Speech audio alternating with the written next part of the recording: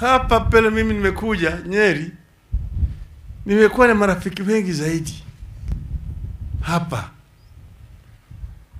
Mzee Waruru Kanja alikuwa rafiki yetu zaidi. Niko kijana mdogo, nilikuwa naona yeye akija kutembelea Jaramogi. Waruru Kanja ni mmoja ya wale Mau ambaye alifungwa huko kwetu kisiwa inaitwa Mageta Island. Kule katika ziwa ya Victoria kulikuwa na gereza ambayo Mau walikuwa nafungwa huko. Walikuwa napelekwa na jahazi kule kwa kisiwa, mchana wanaleta kuja kufanya kazi hapo kwenye bara huko, kujenga mabarabara, usiku wanarudishwa kwa jela huko. Manake jamaa walijua ya kwamba jamaa wale hawajui kuogelea, na hata akitoroka ataongea na mamba huko katika ziwa ya Victoria. Waruru Kanja alikuwa Mkenya mshupavu zaidi. Lakini wakati mwingine, wakati ile ambayo kulikuwa na serikali ya dhuluma, Waruru Kanja alishikwa. Ati yeye alikuwa na pesa ya kutoa kigeni ya dola chache tu, ambaye wakati ile ilikuwa kama wewe kuna pesa ya kigeni mpaka urudishe kwa Central Bank. Jamaa walikuja kufanya ati msako katika boma yake, wakapata alikuwa na dola si ngapi. Akashikwa, akashtakiwa na akafungwa jela mwaka moja na kitu. Sasa kiti yake alikuwa yeye ni mbunge wa Nyeri mjini, ikapotea. Sasa kukawa na by election. Na sasa sisi wakati hiyo tulikuwa tunaitwa wakombozi. Tukaja kufanya campaign hapo Nyeri mjini kwa jamaa anaitwa Ng'ondo wa Kariki. Wakati hiyo kulikuwa na wengine walikuwa nagombania hiyo kitu. Bwana Githua alikuwa candidate. Yaza Kanyi Waithaka alikuwa candidate. Wachira Moto alikuwa candidate. Na sisi tukaja kwa kupiga campaign kwa Ng'ondo wa Kariuki. Kwa wiki moja tulikuwa nakaa hapo Nyeri town. Na wakati huo najua ilikuwa kati ya mama na baba. Sisi tukashindwa. Ng'ondo wa Kariuki alikuwa namba 3. Bwana Githua akawa namba 1. Kwa hiyo mimi najua hapa Nyeri sana. Tena leo hii nimekuwa na marafiki wengi vile nimesema. Matu wa Mae alipokuwa kiongozi wa ICDC ndiye alinisaidia mimi kuanzisha biashara yangu ya kutengeneza mitungi ya gesi. Sasa engineer ile senator wenu hapa, engineer Ephraim Maina, huyu alikuwa mwanafunzi wangu katika chuo kikuu cha Nairobi. Mimi nilikuwa mhandisi, nilikuwa nafundisha wanafunzi. Na huyu engineer Ephraim Maina alikuwa mwanafunzi wangu. Tena yeye vile vile ni rafiki yangu kabisa wa dhati. Alipokuwa yeye ako na kampuni ya kujenga barabara, mimi nikawa waziri wa barabara na ujenzi, nikamsaidia kabisa. Sasa tumekuwa tukipigania kuunganisha Wakenya wawe kama kitu kimoja. Pale mko hapa ni pale ambaye iko na rotuba mingi zaidi. Sasa mzungu moja Mkaburu alikuwa anaitwa Lord Delamere. Alipokuwa ametoka upande wa Somalia kule akiwa na na kwa farasi, alipitia hapa. Akaona hii mlima Kenya. Alafu akatoka hapa akapita hapa akiingia pande ya Nyahururu huko, akaingia katika bonde la Ufa, kupita Nakuru, Njoro huko mpaka Molo, mpaka Eldoret, mpaka Kitale. Kuanzia mlima Kenya mpaka mlima Elgon. Akasema hii ni nchi nzuri zaidi ambayo tunaweza kufanya mambo ya ukulima kubwa, yani large scale agriculture. Akaenda kwa gavana na wale akasema ya kwamba nchi hii nimeona iko na rutuba mingi zaidi. Mimi nataka tufanye ukulima kubwa.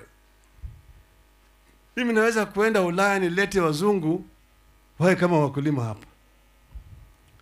Serikali ya ukoloni wakakubaliana naye, wakaweka mkataba ati kila mzungu ambaye ataletwa hapa atapewa ekari 10,000 bure na wafanyikazi wa Afrika, black laborers, kufanya kazi kwa hiyo shamba yake. Alienda Uingereza, akajaribu sana kuongea na watu huko London, akaenda Liverpool, akaenda huko upande ya Birmingham, akaenda Manchester, lakini wazungu wengi walikuwa wanaogopa Afrika. Ati Afrika kuna malaria, Afrika kuna bilharzia, Afrika kuna wale natives, naitwa wild natives, wale wenyeji ambayo wanaonekana wako wakali. Sasa aliporudi hapa akaamua aende huko Afrika Kusini. Kule alipata wazungu makaburu ambao walikuwa wameishi katika Afrika kwa miaka mingi, haogopi. Wakaambiwa ya kwamba watapata mashamba ya bure, wakakubali. Hivi ndio yeye akakuja hapa na makaburu wengi hapa, akapewa mashamba maekari 10,000 hapa na pale, ndio wakawa hapa kama settlers. Ikaitwa ati the White Highlands. Hii yote kupitia hiyo Central yote mpaka Rift Valley yote, kila mahali mzungu wakachukua ni yake. Hiyo wakaanza kunyanyasa wa Afrika. Afrika wamekaa kama squatters katika nchi yao. Na hiyo ndio ilisababisha vita ya ukombozi. Waafrika wakasema sisi hatuwezi kukua watumishi katika nchi yetu. Ni wakaamua kusimama.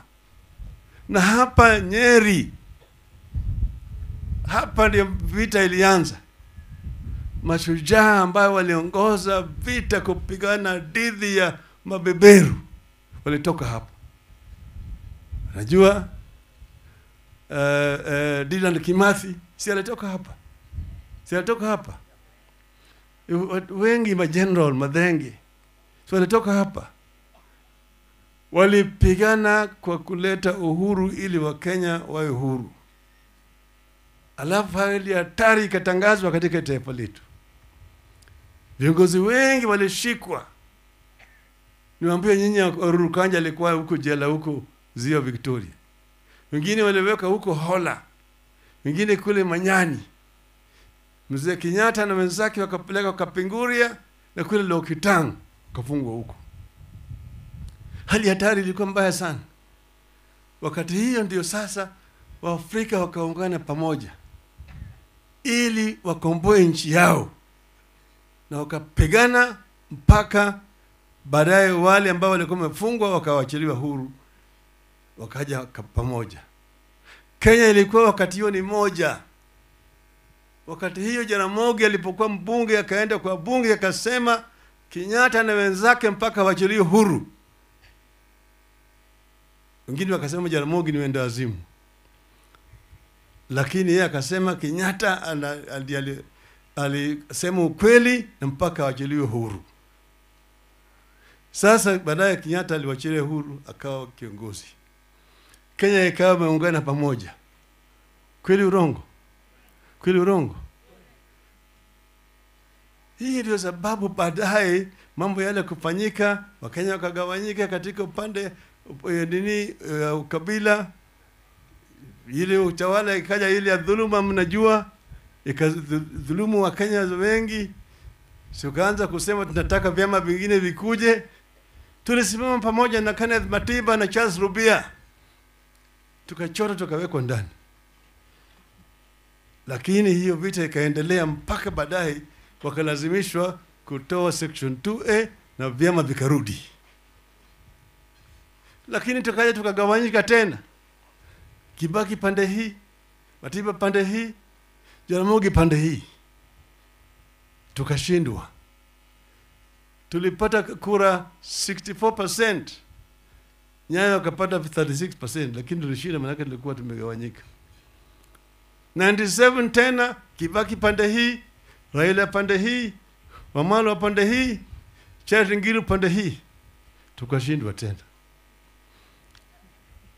Sasa ilipofika 202 tukasema hapana. Tumeongea ya kutosha, kila mtu anasema hapana, hapana. Ndio tukaenda huko Uhuru Park, nikaangalia, nikasema mzee Kibaki tosha.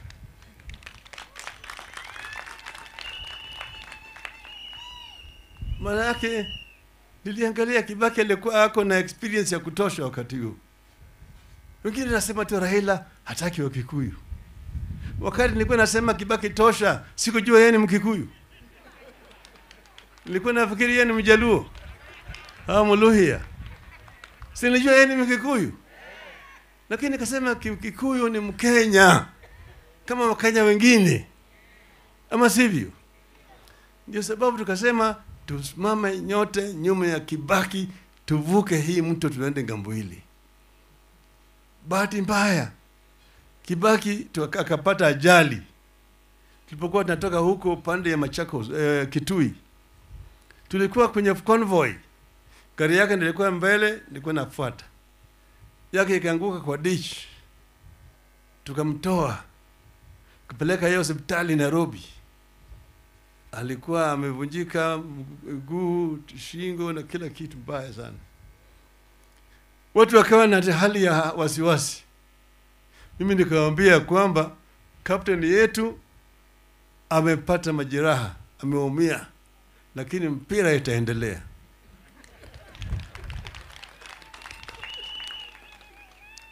Si mimi ndio nilishika usukani. Mimi ndio nimefanya kampeni Kenya mzima. Kibaki akiwa yuko chini. Tukampeleka yeye London. Alafu wakarudi, mimi ndio nilikuwa nafanya kampeni ya presidential. Ndio wengine walikuwa nafikiri ati sasa Kibaki ameumia hatuwezi kushinda. Tukashinda. Baadaye Kibaki akaapishwa. Ikawa sasa wakati sisi tupeleke Kibaki nyumbani.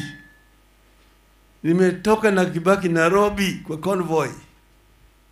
Na ile convoy pikipiki ikavuka ile mto Chania. Silivuka. Nikiingia namna hii, kuanzia huko nilianza tu huko upande ya Thika. Tukaingia Kenol. Tukaingia Murang'a. Tukaingia Sagana. Tukaja hapo Madhira. Tukaingia Mkuruini. Tukaingia Odhaya. Kila mahali wanakuwa naita Raila Mtongoria Jamba.